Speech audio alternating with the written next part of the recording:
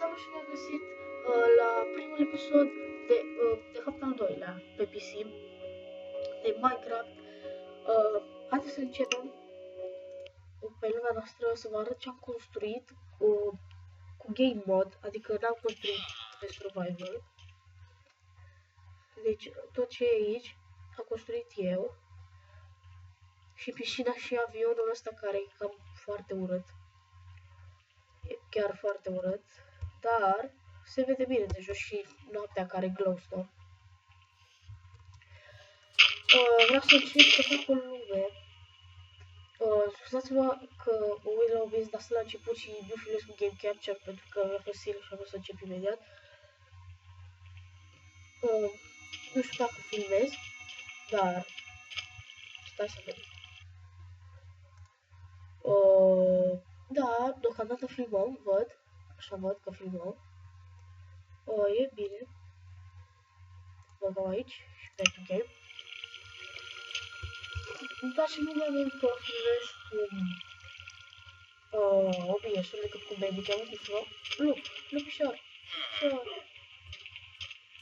Uriașule. Cam așa am făcut eu și jocul ăsta l-am înconjurat cu strip de lumină. Mi-am făcut și un nether portal, dar nu prea m-am luminat.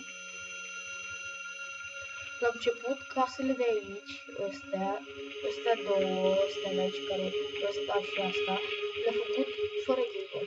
Deci, le-am făcut normal. Da, astea le-am făcut așa. După cum vedeți, avem aici frumos lacul. Și haideți să vedem ce mai putem face.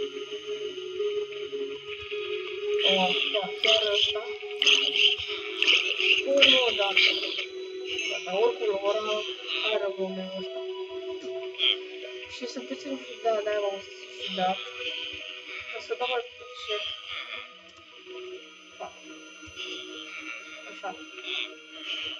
În singurul episod de prezentare să vă arăt ce am făcut eu cât timp am filmat. Am încercat să corectez microfonul la celelalte programe, dar n-au vrut de niciun fel. OBS-ul, cel mai tare program de filmat, cel mai șmecher. Îmi place cel mai mult.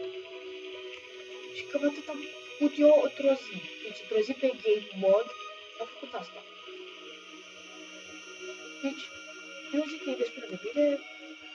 Dacă v-a plăcut, nu uitați să apăsați butonul de like, iar noi o să ne vedem data viitoare. Pa!